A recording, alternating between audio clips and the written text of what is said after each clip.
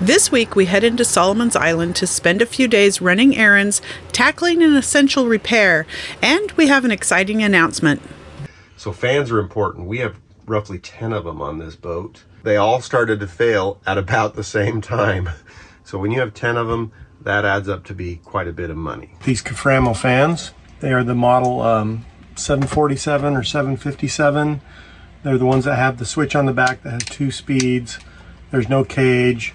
The fans are soft so that they don't hurt you. This one has died, and what I'm going to do is I'm going to replace the motor with a new motor.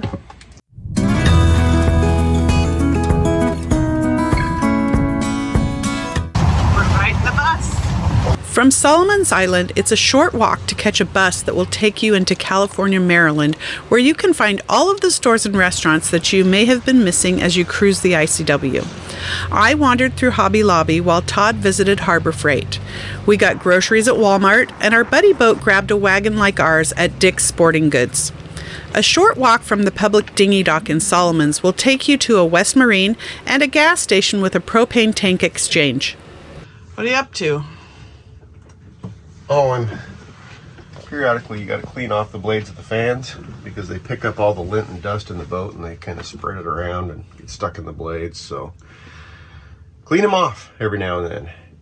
But while I was thinking about that, guys, let's talk about fans and why they're important on a boat. One big factor in mold mitigation is air circulation. So fans are important. We have roughly 10 of them on this boat. At certain times of the year, we have at least half of them running all the time, especially in the summer if you're trying to stay cool as well. Depending on how long you run these fans in a day, Caframo's website says they have a brushed motor which will wear out over time, and they suggest that they have about a 5,000 to 7,500 hour shelf life. So if you were to run them 24 hours a day, that equates to about 208 days, which is less than a year. Now, if you're running them less than that, you're going to get more time out of them. We got maybe 2.25 years out of ours, but we put them all into service at about the same time, which means that they all started to fail at about the same time. Originally, when we bought these fans, we paid about 35 bucks for them. The price now has gone up to $65 to $75 for the same ones. Well, we have 10 of them on the boat. So when you have 10 of them, that adds up to be quite a bit of money. So as I started doing some research, what I discovered was that I could change the motor on these fans. In searching for a motor, what I found was the exact same one is not always available. I actually had to buy the motors on eBay. And so you have to just get one that's pretty close in the numbers that are on the fan. But the case of the motor is the same on a whole bunch of the different motors, and that's what's the most important, is that the case is the right one, then it fits into the fan compartment. And the rest of the stuff I got mostly on Amazon. So I'll try to put links down below for the parts that I got, and then you can decide if this is a project you want to take on. I don't remember the exact cost, but I want to say we did these for probably $6 a fan, maybe, to change them out, and that included a new switch, a variable speed switch, and a new motor. So anyway, it's worth looking into if this is what's going on your boat. These Caframo fans, they are the model 747 or 757. They're the ones that have the switch on the back that has 2 speeds. There's no cage. The fans are soft so that they don't hurt you. This one has died, and what I'm going to do is I'm going to replace the motor with a new motor. So first of all, let me show you the tools that you are likely to need and the parts that you're likely to need. I need a pair of crimpers. I need a pair of cutters. They don't need to be that big. You can get a little pair of cutters like this. Some form of wire stripper. If you can find the heat shrink connectors, I like the Wi-Fi heat shrink connector. A razor knife. You're going to need some wire. This, I believe, is 16 gauge wire. These fans don't draw very much power at all. A Dremel or a file with some sort of a grinding wheel or a good filing wheel. A triangle file would work fine. A number 1 Phillips screwdriver. You're going to need some at least I prefer, some 3/16" female quick disconnect connectors, preferably in heat shrink if you can get them. This right here is actually a variable speed motor controller, and it actually looks like that right there. This was very inexpensive. I got it on Amazon. I think I got 10 of them for $6 or something. They just weren't very much. They don't have a housing, but I needed to make sure it worked before I spent any more money on it. And then I realized that they worked fine. I probably won't even bother replacing them. You'll need some sort of an adapter. Then you'll need a piece of stock. This is 1/8" stainless steel stock. I got this on Amazon as well in a 12" long length. I cut these down to length. I think that's about it. Oh, maybe some dielectric grease if you don't have heat shrink connectors to help protect those from corrosion. Okay, so in order to take this motor apart, there's a little round thing right there and a little round thing right there, and we got to take a knife and you're just going to kind of gently go in there and pop those out. You can save them, put them back in if you want to. They're just there for beauty. Pull your fan blade off. So here's where you're going to notice that the motor here is a round stock, and the fan has a little spring around it right here that clamps that together. So it's just pressure fit over the top of that round, and that's why you need this round adapter, because to put this fan on here you have to have the round adapter, because the flat, it doesn't fit on tight enough and it just wobbles and then it falls off. So you got to have that adapter. Got this guy here. We're going to pull these screws out, pull this apart. Now you can see all this black up inside of here. That is all from the brushes on the motor disintegrating. That is what causes this guy to stop. So now I'm not going to use the wire, but there's a couple things to point out in this motor. Let me just get this out of the way just to make it easier to see what's going on here. This motor here has a shaft that is a full round shaft, and this one is not. It is flat, okay? So if you can kind of tell, it's also a different length. So that's why we have that adapter on here, is we got to make this one a little longer. We got to be able to attach to this flat thing without the fan wobbling. The other thing that we have is on this is the original motor, these little indentations on the side right here and right here are crimped into the motor casing, and this new motor does not have those. In the back of this unit right here, there is a spot that has that little bump out right there that fits inside of that little crimp. So we're going to have to make the crimps in here, and that is what the Dremel is for. Is we're going to have to take this and we're going to have to grind a little bit of a notch on both sides of this for that motor housing to fit in. If we don't do that, then your two halves will not come tight together because it will hold them open. So what I'm going to do is I'm going to eyeball. I'm going to line up these two holes right there, and I'm just going to make some marks on here with a black Sharpie. It's going to have to be an 1/8 inch, 3/16 wide. It's not really super duper critical that it be perfect. It has to be big enough, but if it's a little bit bigger, it is okay. It'll live. So then I'm going to take my grinder and I'm going to grind this out.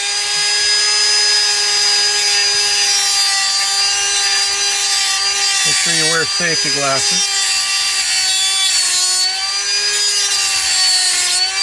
If you can do it with your left hand, you can have the stuff going away from you. It's nicer.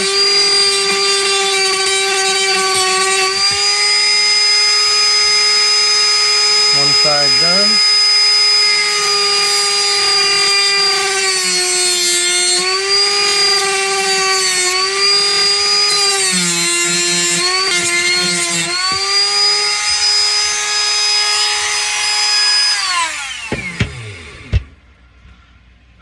So basically, that's what we're talking about. He's got a little notch there, little notch there. I take my motor mount and let's see if it fits in. So we're going to drop it in, and it should kind of lock and not turn too much. I'm going to make sure both sides do it, and that's all I need to do is make sure that it's locked in like that. I've cut my wire to the length I want it, and I'm crimping these connectors on. These are the connectors that are going to go on the motor. A pair of crimpers here. I always give them a tug test to make sure they actually work and stayed secure. All right. Now you can also put a little bit of dielectric grease so that when you put these on, it helps with the corrosion, because I live on a boat and there is salt in the air everywhere that corrodes everything that is not heat shrinked. So these ones are going to go to the motor. This one here is going to go to the back side of our board. So I put my power on already. On the board here, you can kind of read, this says motor, and motor minus, motor plus, power plus, and power minus. So that is our power leg. This one here goes out to the motor. This one here is going to get attached to this board here. Now you need a really tiny Phillips. I don't know what size it is. I just have a little kit of small ones because these screws are really small. And they're actually kind of a little difficult to work in here with this wire because it's about the maximum diameter wire that I can fit. But you want to make sure that as you're putting it in, you don't push out any of your strands or bend them, because they are pretty close together. And you don't want to have them touching each other. So once you get them in, tighten up that screw.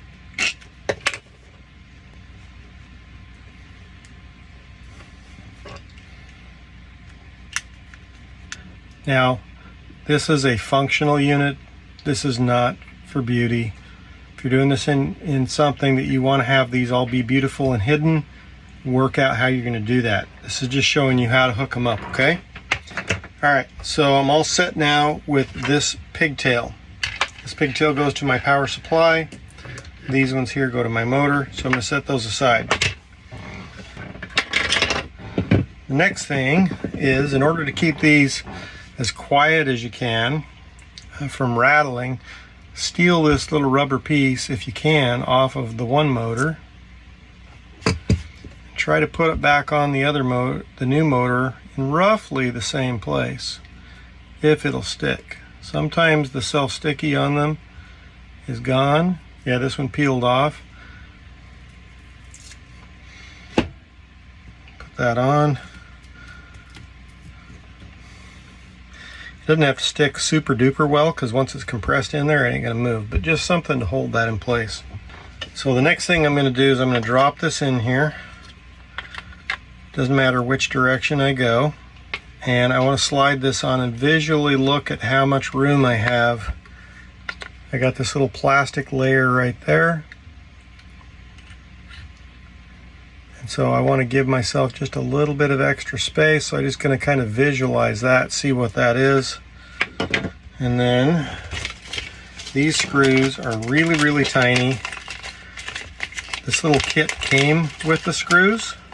But you don't want to lose them, because I don't know if it came with extras or not. And it comes with a little screwdriver, or a little higher quality. I believe it was the 1/16 inch Allen wrench. I just get them started by like a half a turn. So now I'm going to slide this over, and I'm going to line up the flat spot with one of those screws. And I'm going to slide it on visually, giving myself about the same amount of distance that I saw in my thing. And I'm going to snug that up on that flat spot, like so. And then I'm going to gently stick it in here again. just to make sure that I actually gave myself a little bit of room there so that it's not gonna, as it's spinning, it's not gonna rub on that white plastic interior area. So once I have that on, I'm gonna tighten up both of these screws. This motor here, it sticks out about 3/4 of an inch right there. So I'm going to do the same thing with this. I'm going to put this in there. And I want about the same, about that 3/4 of an inch sticking out. Tighten those guys up. All right, so now that's all prepped and ready to go. Now here's the next tricky part. This red dot on the old motor is actually the negative terminal. And so this one here also, it doesn't actually, this one's not red, but it's, you can see there's 4 little posts, and this one's been painted or modified. That is the ground. Okay, so I take my controller here and I'm going to take the ends and I'm going to put my positive on the opposite one and my yellow for marine ground. Then we're going to make sure the rubber's on there still. We're going to line this up and we're going to drop it in the hole. We are going to slightly bend these tabs around the screws and whatnot. It's best if you can to try to get both of these wires in the same narrow outlet that it was in the first place. Get my second half, drop on top, and the idea is you want to make sure that your halves do go fairly tight together. Spin that, make sure it spins. Find my screws, put them in here. Alright, so now the motor housing's back together. What I like to do if I can is get a zip tie around this to use as a strain relief. You don't have to, but it can be helpful. Run it around the back side of the wires. And that'll just kind of hold them in place so they don't come apart on the inside. Alright, so now I have the motor ready. I have it all hooked up to a controller. I have my crimps on there for power. A little bag for the controller does have a little nut and a washer for putting it in a housing that I don't have a housing. So I'm just going to tighten it on there just so that it doesn't get lost. I'm going to turn it all the way off. Put my arrow to the left. Okay. And now I'm going to go put this fan back in place and I'll show you how it works. The fan blade back on. Make sure it's tight where I want it. So I'm thinking kind of maybe mounting this switch somewhere on the side of the wall here. I don't know yet, but for now I think I'll leave it down here and just see how it works and then decide where to put it later. But anyway, so we just switch it on. You can see the red LED light. Now I can crank these up way higher than the original Caframo fans, which means they'll use more power. If your wiring doesn't substantiate the extra power draw, you need to be aware of that, okay? So, because we can crank them up quite a bit.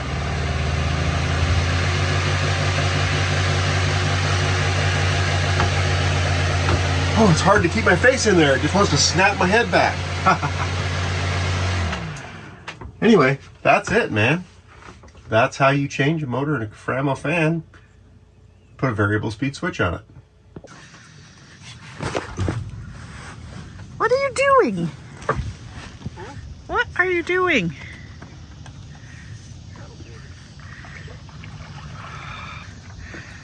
I don't know what she thinks about that. She's not moved an inch. She's trembling. What do you think, puppy? What has your daddy done to you?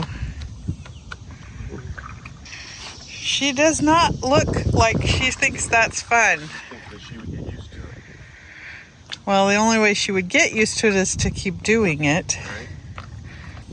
I mean, she hasn't fallen off, so, but it does move a little bit for her, you know. Guess we'll try it for a while and see what she thinks.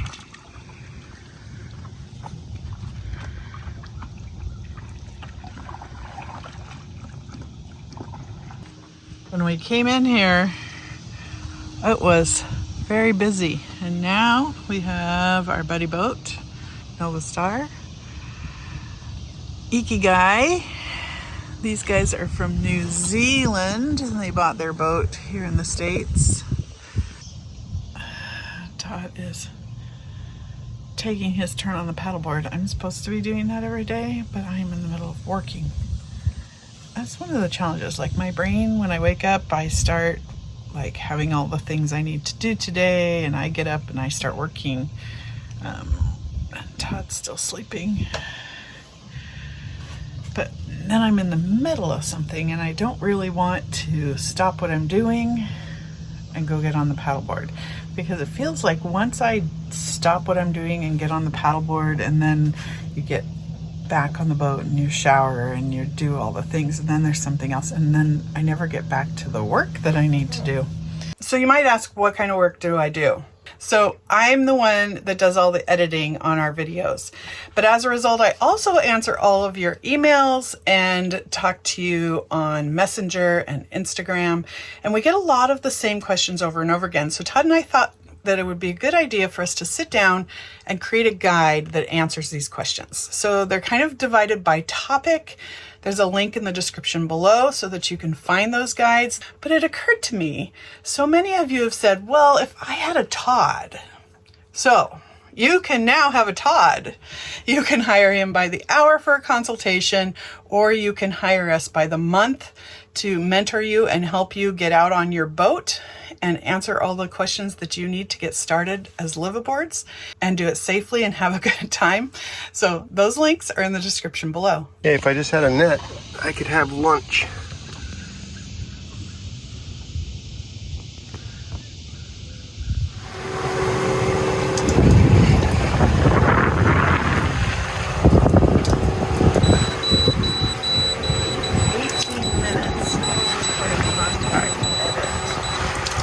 Hey babe. What?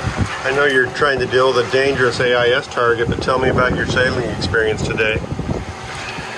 I don't know why you do this when I'm right in the middle of something's going on. I know, that's right. Camera on. It's the best time. It's where all the drama is, right? It's raining. 16 minutes to contact. I don't know who this is. Well, you've got 16 minutes. Is it moving or is it just sitting? Could be fishing boat. There are fishing boats out here. It's very difficult to see. I guess we better find this dangerous AIS target.